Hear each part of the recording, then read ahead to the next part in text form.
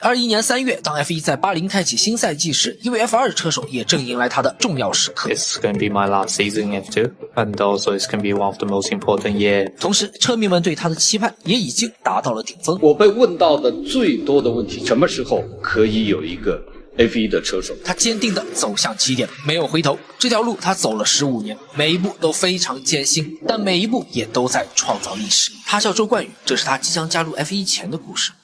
揭幕战的排位赛上，雷诺青训车手伦高与小周队甘位展开激烈角逐。Fantastic from Guan Yu Zhou. You're doing great. 周冠宇凭借2段最快上到首位，但随后丹麦人做出回应，刷出了一个很难被超越的圈速。 3 purple sectors, no error at the final. 3段刷死，无懈可击。伦高竟将最快圈速提高了半秒，周冠宇需要拿出更加完美的表现，才能拿下甘位。 Looks like Christian Lundgaard's got it, unless anybody can find something special in the dying moments of qualifying here. 但今天的周冠宇对甘位志在必得，第2圈的前2个计时段竟比对手还快了 0.1 秒。 Joe's first sector absolutely on the money. His second sector is the fastest of anyone so far. We've got debate. 进入第3段，两人圈速依旧难分伯仲。周冠宇经过最后一弯，向着终点全力冲刺。 4 points for pole position. Are they going to Lundgaard? Are they going to Zhou? Let's find out. Guan Yu Zhou has done it by 3 thousandths of a second. 两人的圈速非常接近，仅凭肉眼根本无法分辨，对手也只能感叹既生瑜，何生亮。 What do you think was missing today for you to get pole position and beat Zhou? Luck. It's difficult when we get down to 3000s. 但2级方程式的高手又岂止伦高一人？21赛季的 F2 群魔乱舞，共有11支车队22位车手参赛，其中普雷马名家车队、卡林高科技、ART 属于第一梯队 ，MP、DAMS 在赛季初也实力接近，再加上冲刺赛倒序发车的规则，场上有2/3的车手都能向前排发起进攻。 Competitiveness this year is very strong. There is quite a bunch of good rookies that can do a very good job.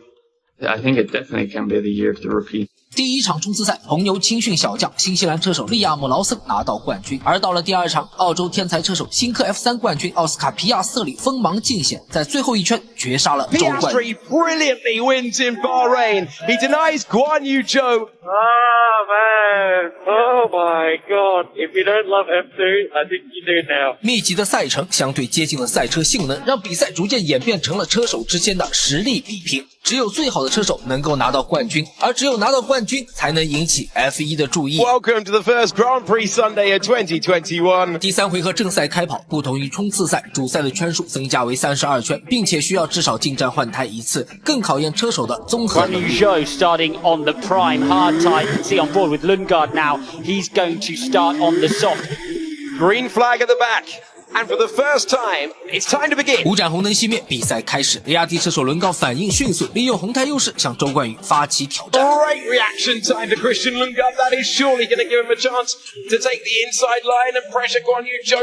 Better launch and the race lead. 进入1号弯前，伦高已占据领先，白胎的初始抓地力与红胎差了2个级别，因此周冠宇没有硬拼。进入4号弯，小周展现大局观，让过了搭载红胎的队友，后来的 F2 总冠军德鲁戈维奇，让他去消耗第1名的对手。 Does he open the door for Felipe Drugovich?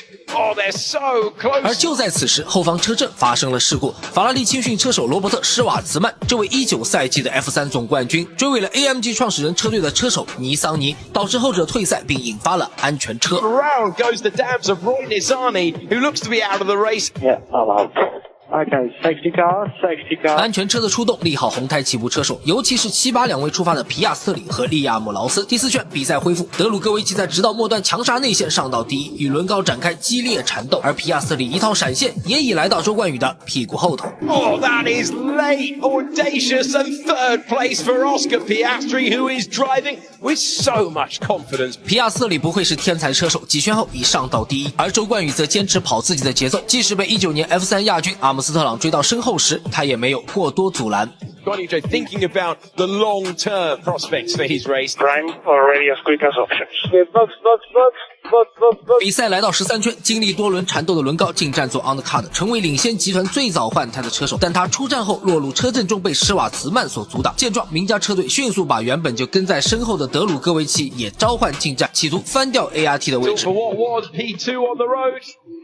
going to be very tight and around the outside. He'll have more tire temperature, so he should beat him on traction. Indeed he will. 轮胎温度不够，导致名家车队的 overcut 战术未能成功。而两人相互缠斗的这一会儿，阿姆斯特朗已经拉出他们一个进站窗口。本来排在2、3位的两人，实际排名都下降了一位。随后，车队将周冠宇也召唤进站，换上红胎的小周，准备发起反攻。The man who's really nailed it here is Guan Yu Zhou. He's come out so close to the leaders. 没想到国外解说也有神秘力量，就在小周刚刚出战不到10秒，赛道上竟又发生了离谱的事故。坎波斯赛车的自动灭火装置莫名其妙开始工作，喷了佩德科夫一头盔的泡沫，这位欧洲 F3 冠军只能将赛车停在路边。而因为没有碰撞，所以赛会一开始只出示了赛段黄旗。此时场上前5都没有进站，经过维修区通道入口时，只有皮亚斯特里和劳森被叫了进去，剩余3人继续留在场上。但赛会几秒钟后又将赛段黄旗迅速升级成了虚拟安全车，随后又出动了实体安全车。没进站的3人赚大了，17圈结束，原本实际位置15的纳尼尼上到了12，第10的荷兰车手维斯霍尔上到了第3，而原本第2的阿姆斯特朗则上到了全场第1。但 F2 的比赛不到最后一刻，名次都是暂时的。随着安全车的退出，又一轮大乱斗开始上演。Oh, we're about to go 3 wide once again. You bet we are. Who gets the race lead here? It's Oscar Piastri. 皮亚斯特里再一次上到第1，维斯霍尔上到全场第2，阿姆斯特朗掉到了第3。而前3出发的小周、伦高和德鲁正在全力争夺第4的位置。Look at the difference in traction now. The Chinese driver is going to have the inside line. Guan Yu Zhou, can he pick his braking point and take Finn?Yes, he can. 进入20圈，周冠宇和队友前后夹击，完成了对阿姆斯特朗的超越。 As we go further back, we're on board with Guan Yu Zhou, putting all the pressure on Marcus Armstrong, but he's putting pressure on this man's teammate. Let's see, Armstrong's going to get passed by Drugovich.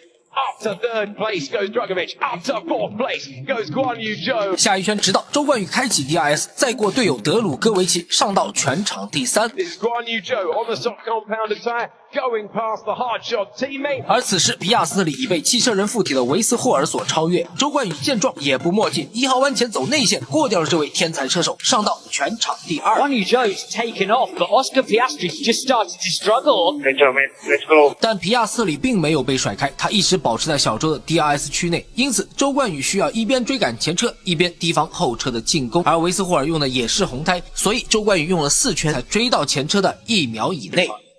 Lap 27 of 32, the gap that was 2 seconds is now 3/10 as the Chinese driver Guan Yu Zhou closes in on the Dutchman Richard Verschoor, and he's brought Oscar Piastri with him. 与此同时，和周冠宇同圈进站采取同样策略的提克图姆以及红牛青训车手利亚姆劳森也已追到皮亚斯特里的身后，5位车手前后差距都在1秒，形成了 DRS 高铁。 From Tictum and Lawson as well, they've caught up to this battle right now. 5-car battle for the win here. 进入28圈，周冠宇率先打破平衡，在直道末端先发制人。 Be wanting to attack the race leader, but he also needs to defend from Oscar Piastri. And there's the move that's going to send us 3 wide very nearly once again. 维斯霍尔艰难防住小周的第1波进攻，但2-3组合弯已见颓势。进入第2段 DRS， 周冠宇抽出车头，再次发起进攻。 And they are fighting it out on the racetrack. Guan Yu Zhou has the inside line. As we approach turn 4, he's going to get the race lead. Guan Yu Zhou started on pole. He's had to work so hard to get back to first place. 甘为出发的周冠宇在28圈后重新领跑全场，但比赛还有4圈半，身后最大的威胁正快速靠近，而此人不是皮亚斯特里，也不是劳森，而是跟他同圈进站的提克图姆。 Dan Tictum late on the brakes, very late on the brakes, and we lead back from the screen here because we thought it might have been contact again. 这位英国小将曾2获格兰披治大奖赛冠军，擅长极限搏杀，在他眼里，只要比赛还没结束，就有无限可能。 Ducking left, ducking right. Which way is he going to try? As he goes to the final, clear overtaking opportunity. Chances one. Around the outside, has the lock-up, and Piastri will hang on to 3rd. He's sailing on by the left-hand side. 进入30圈，皮亚斯特里在1号弯被提克图姆挤进内线，澳洲小将在弯中的线路没有处理好，与卡林赛车发生了碰撞。 Hang on, he's going to try to. Oh no, they collide. Round goes Oscar Piastri. 皮亚斯特里为自己的鲁莽付出了代价，这次事故再次引发虚拟安全车，工作人员快速进场清理障碍。赛会在31圈半恢复了比赛。 Here we go again. All the Guan Yu Zhou, Richard Verschoor, Tictum and Lawson battling for the podium places, battling for the race win. 维斯霍尔在防守周冠宇时几乎将轮胎消耗殆尽，已是强弩之末。提克图姆轻松对齐，完成超越。 Lock up for Verschoor, big opportunity. Oh, will it be the door open? We go on board with the driver trying to improve up to 2nd place. He opens the door. How much grip is there around the outside? There's your answer. Second place for Dan Tinctum. 32圈杀疯了的提克图姆已经追到前车1秒以内。上一圈他比周冠宇快了 0.3 秒，而在这一圈的第一计时段，他又比小周快了 0.2 秒。如果再跑2圈，说不定真能给他追上。但很可惜，这已经是最后一圈了。